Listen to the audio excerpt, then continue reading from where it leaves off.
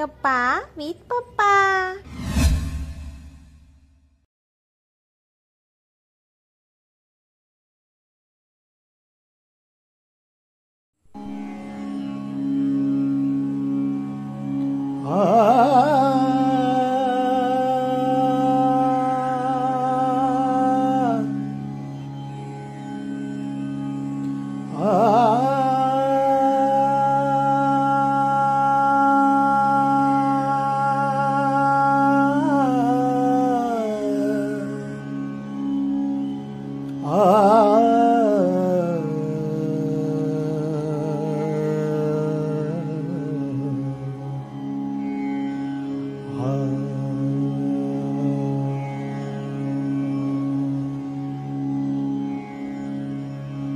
वेढा वेढा रे पंढरी,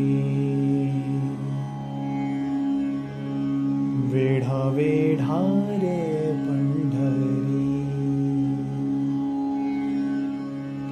मोर्चे लावा भीमा तिरी,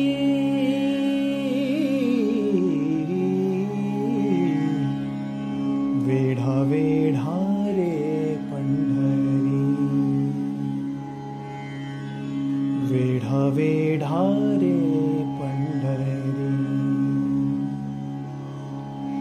मोर्चे लावा भीमा तिरी,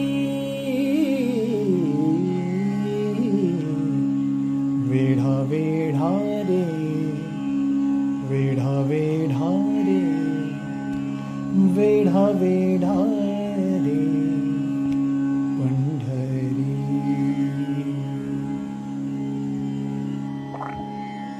तुकाराम महाराज एकदा कीर्तनाला जायचे.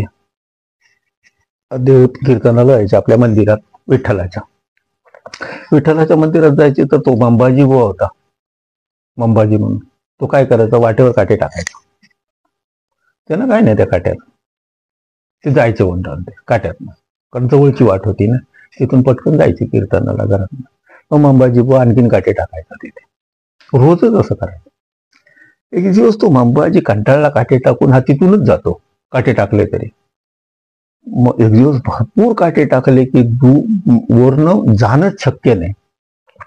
तर तुकाराम महाराज गेले आणि ते काटे बाजूला करत होते. काटे, बोरीचे काटे टाकलेले, म्हणजे असा जर काटा लागला तर तो चांबडी घेऊनच येणार वरती, असे काटे बोरीचे. बोरीची झाडं खूप होती.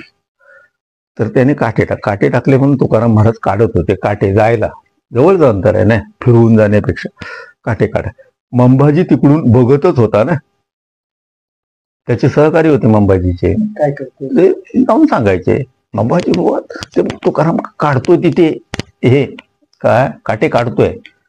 त्याच्यात मंबाजी आला, हे तू काय चाललं तुझं, माझी वय तोडतोस केला. आणि त्या काट्याचं एक हे उचललं, काट्याचं म्हणजे शिरड असतं, असं झोप असतं त्याचं. त्याला पुढे काटे सगळे मुठीत पकडलं आणि त्यानेच मारलं तुकाराम महाराजांना मारलं.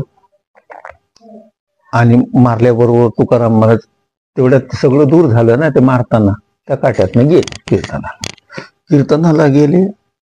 आणि हा मंबाजी एक दिवस कीर्तन चुकवायचा नाही. भय तू काय सांगतो ते ऐकून आपल्याला, म्हणजे तुकारामाच त्यांनी मंबाजी बुवाने काय अभंग लिहिलेले नव्हते, पण शेकडो मंबाजीचे अभंग पाठ होते. कीर्तनाला बसायचं नाही, चोरून पाठांतर होत. ते पुढे इतिहासात विचारलं, नाव लिहिले त्याला.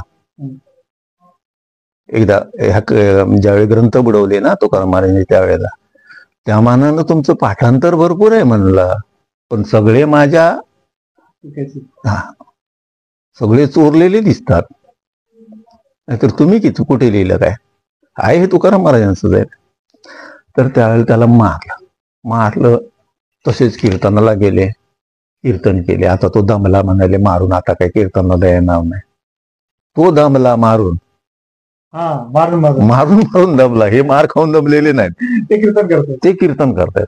कीर्तन झालं, घरी आले, जेवले तर चैन पडे ना. अरे मंबाजी गेला, तो आला नाही कीर्तनाला. घरी गेले, घरी गेले तर मंबाजीला ताप आला आणि अंगावर सगळे काट्याचे हुळ उठले मंबाजीच्या, आणि हुडहुडी आली त्याला. हे दरवाज्यात गेले, ओ मंबाजी बुवा, ओ मंबाजी बुवा. अरे सकाळी तर याला मारला आणि आत्ता आला, आणि मी शुद्धीत नाही, मला ताप येऊन भरला, काटे टोचतायत अंगाला माझ्या. मारलं त्याला आणि मार बसला मला. मारलं कोणाला? तुकाराम महाराजांना. मार कोणाला बसला? मंबाजी बुवा. मग मंबाजी तुकाराम महाराज आत गेले, बघितलं तर हा पलंगावर लोळतो, गडबडा गडबडा. मग म्हणाले, थांबा थांबा जरा, काटे काढतो अंगातले. त्यांनी असं विचारलं नाही, मारलं मला आणि काटे तुला कसे लागले विचारलं नाही. मला जरा तेल द्या, जरा अंगाला चोळतो, हळद आणि तेल. ते हळद आणि तेल सगळं अंगाला त्याच्या चोळलं, त्याला आंघोळ घातली. थोडं तुकाराम महाराजांचा हात लागला ना, त्याला शांत दाह झाला. तो तुकाराम महाराजांचा हात लागला, दाह त्याचा शांत झाला. शांत झाला तरी पण तो शांत झालेला नाही. अरे तुक्या म्हणाला, तू मोठमोठे हे करतोस, जिथे कीर्तन आणि हे करतोस, माझी वही तोडली, तू कीर्तनाला गेलास, मारून सुद्धा तुला लाज आली. तेव्हा म्हणाले, मला कोणी मारलं? मला कोणी मारलेलंच नाही. मला कुठे काय, मला कुठे नाही, मी कीर्तन करून सुद्धा आलो. लोळतं ते तुम्ही, काय करायचं मी आता? म्हणून बघायला आलं. तिथून मंबाजी बुवा कीर्तन चुकवायचं आणि तुकाराम महाराज, म्हणजे तुकाराम महाराज कीर्तनातून काय बोलतात हे ऐकायचं आणि आपल्या सवंगड्यांना सांगायचं, आणि हे माझंच आहे म्हणायचं, माझं आहे, मी लिहिलेलं आहे, तुकारामाचं नाही, मी लिहिलेलं आहे.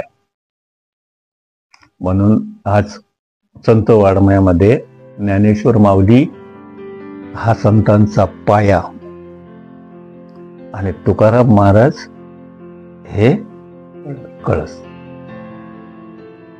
अशा गोष्टी किस्से सांगायचे गेले तर असे संतांचे खूप आहेत किस्से. सांगावे तेवढे थोडे, ऐकावे तेवढे थोडे. आणि ही गोष्ट कशी, ज्याला कळतं त्याला कंटाळवाना नाही, ज्याला कळत नाही तो कंटाळतो.